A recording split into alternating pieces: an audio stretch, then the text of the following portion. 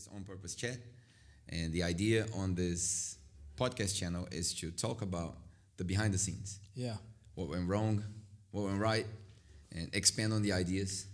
But on this particular case, we're talking about a video that went wrong, that we couldn't save, and we were supposed to talk for 5 to 10 minutes. The last one was already 30 minutes.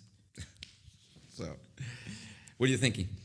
I'm excited. I was there on the day I filmed these things. So I'm excited to be refreshed because there's so much gold in it. But because of the events that unfolded, we missed certain things. And as we were piecing together the story, we lost our way.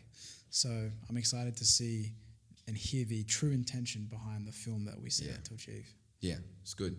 So we're going to watch a clip, which is like 3 minutes from the original video that didn't work. And it is one of the interruptions. The reason why we went recording outdoor is because we felt that the environment here was a bit stale. Yeah. And outside the environment could speak to our art. So okay, let's see what it goes. It's like. very creative. Yeah, we've been down the river and talking about streams of water. We've been all over the place. But in this occasion, a group of students walked in, and they were curious about what we were doing. And we felt it was an opportunity to inspire them. Is that right? Yeah. I asked them, hey, what are you all doing outside of school? And they said, well, we just graduated today. And they were having a party on the beach in their school uniform. Yeah. So we were curious. Yeah. And then, they were curious, and this happened.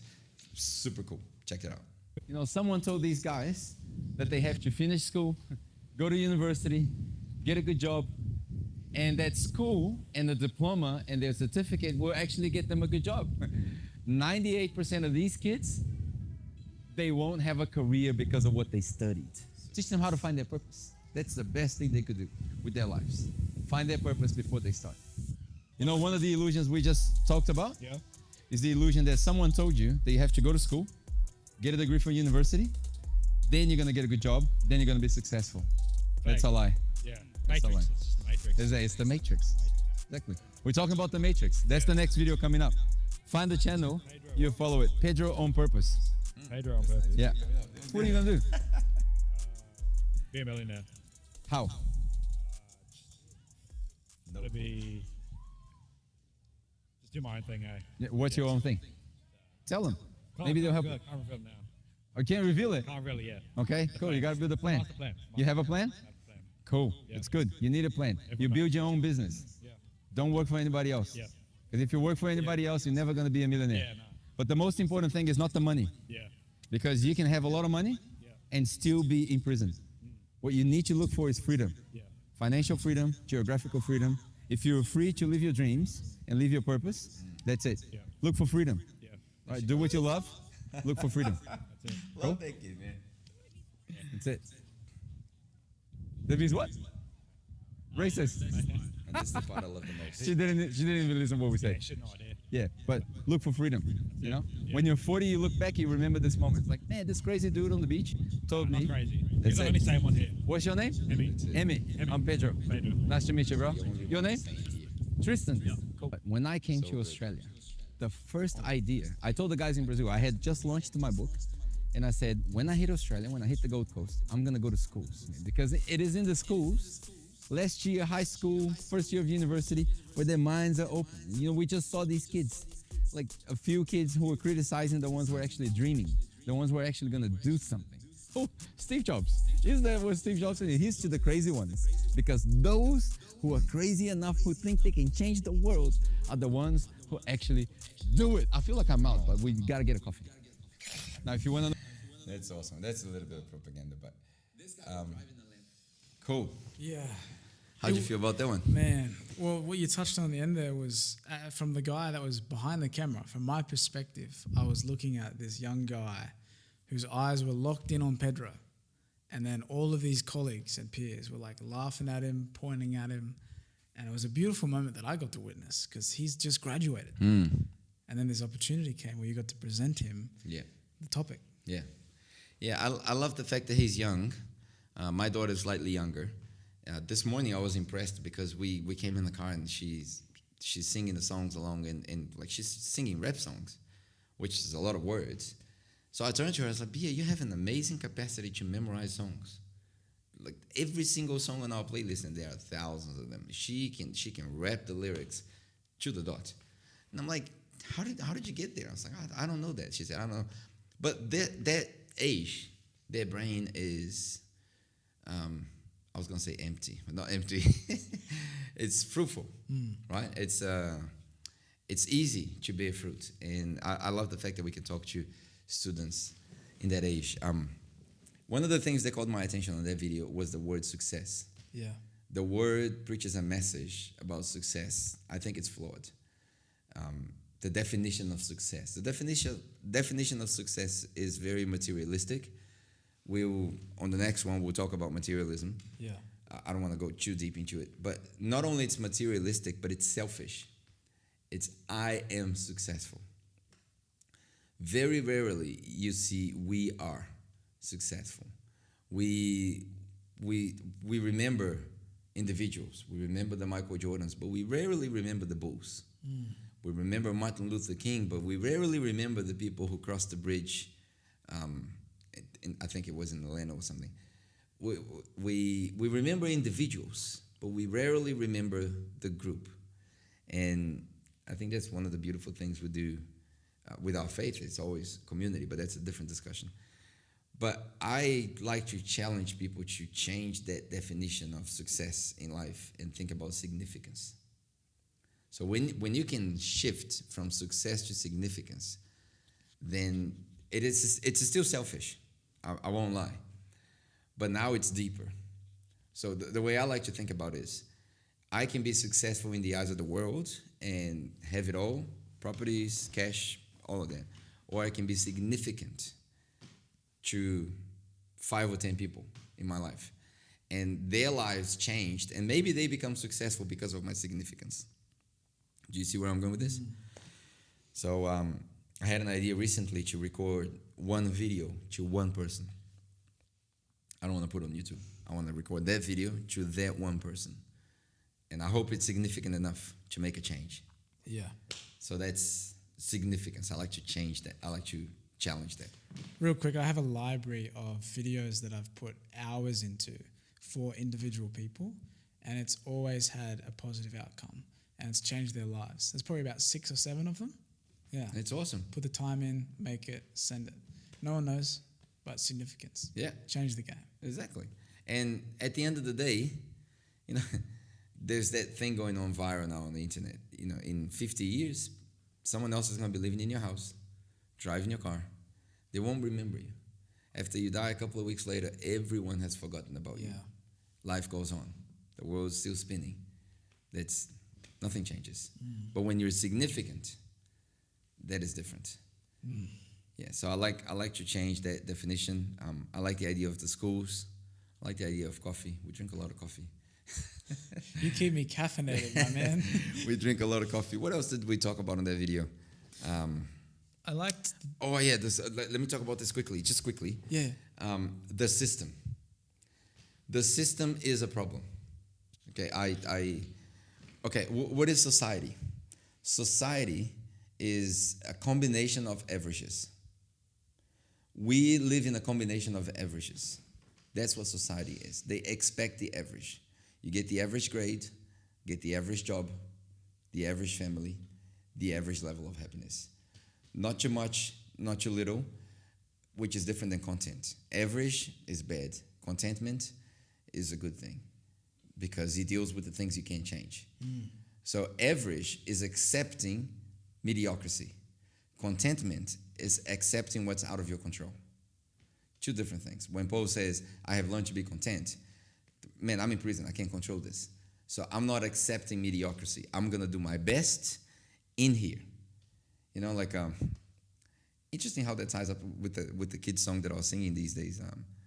I want a faith like Paul. I want to sing like Silas, breaking down the prison walls. So that's contentment. That's not average. But society preaches average. Very few people will reach the top. The biggest chunk is going to be in the middle. And obviously there's the people on the bottom of the pyramid. That's society. I think we're getting close to a point where one day we're going to record a video talking about the differences that I see in my mind, society, community, and kingdom. What are the differences and how we should live as Christians? Yeah.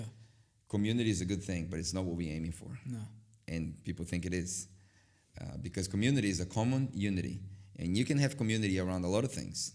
Around dogs, cats, the environment, whales, gay rights. You can have community around anything. Yeah. So the definition of community, it's probably not the best aggregation to a Christian person trying to live together with other people. Kingdom is different. But kingdom requires us to be literally empty of ourselves against the system. It's backwards to the system. Way backwards. So kingdom doesn't value accolades and certificates. Kingdom values the king's opinion. What does the king want? And my pleasure is found in doing what the king wants. And I abdicate of everything that I want. In community, you don't do that. No. In community, you might share the things you want, but you never abdicate. And I think even we find problems with the Bible when we read it because the English language is limited. When we read Acts, they lived in community. They didn't live in community. They lived in kingdom, not community. Because what Joseph of Arimathea did is not a community thing. It's a kingdom thing. He gave away his property. That's a kingdom thing. When people brought everything to the feet of the apostle, that's a kingdom thing. It's not community. I'm going to share what I have. No. The Bible describes as them sharing what they had, and everyone had their needs met. Yeah. But it's because we don't have enough words in our language to describe what was happening. What was happening was a total abdication of materialism. It's extreme. The kingdom is extreme. The kingdom is radical. That's why we have to pray for it. Let your kingdom come on earth as it is in heaven. Yeah. It's a prayer. It's a request because it doesn't happen naturally. So, yeah, the system is flawed. We train kids to go to school. Think about this, how ridiculous this is. The kids go to school for 6 to 8 hours every day. They study for an hour and a half, maybe 2. No one can focus for longer than that. They waste their time in school. They get toxic friendships because we don't have control of our community. Because the school is not community, school is society. It's too big. People from all over the place, different families, different values. So it's not community, society. And then we have to fight against it. And then they go to university. The university is it's a nest for bad ideas, because that's the season where they think they know everything, and they are manipulated by these masters of knowledge. And I'm not discarding university, but it is what it is. It's very philosophical. Yeah. And wisdom lies beyond your certificates from high school, university, PhDs. That's knowledge. Wisdom is different. So, yeah, I think the system is flawed. Because you do that for what? You study for 15 years of your life to get a degree, and then you go to university for another 5 to 10, depending on the career you choose. So that goes to 25 to 30 years of your life. Yeah, that even from a time perspective, in my opinion, it's not productive. It's not productive. No. To do what? Like, you study for 25 years to then work in a profession for another 30 years. I mean, I'd love to even see the stats on health, mental health, and energy levels throughout those years of study. You know, I'm sure they're dropping off. Yeah, they're dropping off. You remember the God line that we didn't know? Yeah, exactly. So our level of happiness goes down, and the dip starts at about 18. So you're finishing high school, going into university, the pressure. And the dip actually levels back up again when? By the time you're getting close to retirement, maybe 50 something. So that season of life is oppressing. It's the system. And it preaches this message of almost the success is retirement. Yeah. So work, study, give your life away to all of these meaningless things so you can have a short amount of time to finish your life. Yeah. So this is how ridiculous it is. You study and work for an average of 55 to 60 years of your life. And then you retire for 10. Then you die. So in your life, you have maybe 15 years of joy, but that's unconscious because you're a kid. You're not really, you take it for granted. Yeah. You don't really live in the present. You just getting by. And then you have the struggle between 16 to 60. So let's just say maybe 45, 50 years of your life. and then you have retirement, 10, maybe 20 years maximum. But towards the end, you're debilitated, you're sick, you can't enjoy, your body's weak. So here's my proposal. How about we leave retirement now? How about you just live your life now on purpose? You just enjoy, find something you enjoy. Because what's the alternative? The alternative is not attractive. No. No. I saw this guy. This guy is British. And he says, here's what I want to propose to you. Stop everything you're doing, move to Australia. That's what he said. Stop everything you're doing. It doesn't matter what it is. Very dangerous. Move to Australia. He lives in Bondi Beach. And then he drives to the beach. And then he says this. It does not fit my mind. I've been living here for 10 years, I think he says. It doesn't fit my mind that this is normal to Australians. You can literally go down from your apartment and walk into one of the most beautiful beaches in the world. This is normal. You can do this on a Wednesday by 3 o'clock in the afternoon if you want to. Because most people here, they kind of control their time. If they say, I don't want to go to work today, they don't, they're pretty free. And things are accessible here. As much as we talk about the economy, I mean, anyone can have a good life here with earning minimum wage. You go to the beach, you grab a coffee, you go run with friends, you're free. What is stopping you from doing that now? And I'm telling you, it's the structure, it's the society, when I mention this a lot, but when I met Pedro, he challenged me, and he pissed me off when I first met him. I was like, who does this guy think he is? Yes. And then I got to know his story. I understood where he came from. And then I was like, man, I am living this lie that is keeping me down and tied to things, thinking that I'm free. Yeah. Thinking that I'm doing the right thing and that, debt is good, wasting time is good, working hard is good, but working hard for these pointless things is good. Yeah. Man. Yeah, it's like you just got to weigh the alternatives. If I put the time and effort and energy in for 30 years, here's the question. What is the guarantee that you're going to get to your 50s? The Bible says you cannot add a hair to your head, and I am a living proof of that. You can't do it. So what's the guarantee? There is no guarantee. The future is a mystery. The past is history. All you have is the present. So living the eternal. Now, again, we go back to the last video. Yeah. It is the lifestyle, bro. It is the dream. If I die tomorrow, honestly, I'm good because I've lived today. With doing this is significant. I spent time with my daughters today. It's significant. I told them I love them. I told them they look beautiful. I called them queens. I kissed my wife. I had coffee. I'm good. I can go. I'm only 41. This is not morbid. This is happiness. Yeah. Oh, Pedro, you could use more money. Yes, my savings account went from 3,000 to 2,000. I don't have much. Who cares? Yeah.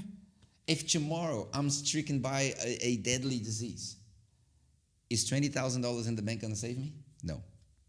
Is $2 million in the bank going to save me? No. I have a friend, a personal friend. He doesn't have health insurance. I'm probably going to go on the campaign to help him out, so be aware. He needs to do a hip surgery. Costs 40 grand. He doesn't have the money. And people will look around and say, oh, he should have thought about it. He should have had health insurance. What he should have not done is not our concern. Our concern is we only have now. This is the present moment. What you going to do about it? Someone needs help. Are you going to help or are you going to be a coward? How much you got? I got $50. Give your $50. Be free. Be happy. That I can help with $50. And if we amount to $2,000, he needs 40. Well, we've done two. The alternative is not attractive. What if we don't do it? Man, the guy's going to live for the rest of his life, going to have to stop working, you're going to be, pressed down by misery. So we can help. And I think having significance plays a role in that, or knowing what your significance can be. Yeah. Success actually avoids that situation. It goes, oh, sorry, man, I'm kind of doing my own thing, but, I'm going to stay on this track, but I wish you all the best. Yeah. No, you don't. You don't wish me all the best. No. If you wish me all the best, you give me your money. Yeah. Like it is, people think, you're abusing. No. If you really will, what if it was your daughter and you had the 40,000? Would you do it? 100%. If it was your mom, your dad, Why is it that we wouldn't do it for someone who's just, quote unquote, a friend? Why? If Jesus said you should love one another as you love yourself. You see, like, there's the alternative. It's definitely not attractive. The system is flawed. They are enslaving us all. And very few of us are lucky enough to get out of the bubble, to, burst out of the matrix. For sure. Yeah, and even terms like the Matrix and stuff, people just raise their noses and they go, all these things. But like, take a second to think about it. Go back to the wheel. Good luck. Take a second to think about it. Yeah. Like the next video is about the guy on the Lamborghini. Materialism. Yeah. I keep thinking about that, bro. Like, what if I had the chance to have a lamp? Like, we'll talk about it. But if I had that chance, like, would I do it? Why? Like, the feeling, again, human emotions, but the feeling of giving that $150,000 away is much better than the feeling of driving that beast. Like, it just doesn't make any sense. Yeah. It doesn't. No. Yeah. No. Take it from two guys that are living pretty free. Yeah. Bro, if we don't want to work today, what do? We just don't work today. We don't work. That's it. Why do we work? That's another question. Why do we work? Because we love what we do. We love what we do. And if he dies, I'll cry about it for a little bit, but then I'll pick up the mission and keep going. Yeah. Shouldn't waste your time crying, bro. I'm in a better place. I got human emotions. I'm finally walking with the Lord. All right, I don't know how to finish this, so I hope you enjoyed it. And we'll Challenge someone. Challenge someone. Okay. Quit what you're doing and move to your strength. Now, actually, here's my challenge to you. Analyze your own life. I hope, if you're watching this, I hope you're younger than 40. If you're older than 40, it's probably going to be more challenging because more people rely on you. But do they? Like, what if you die tomorrow? They can't rely on a dead person. So, honestly, with all arrogance that I could have, I couldn't care less about your condition. If you're rich or poor, if you're young or old, you have to analyze your life and move away from the system. It's the only way you're going to be happy. I'm not talking about money-wise, successful, no. Happiness. Wake up in the morning and go, if I die today, there is nothing left. You got to analyze your life and go against the system. The system will not make you happy at all. The system will keep you down. Yeah, be bold and say yes to that. Yeah, amen. Amen. That was good. Bro, I'm literally like, we need to have a podcast set up.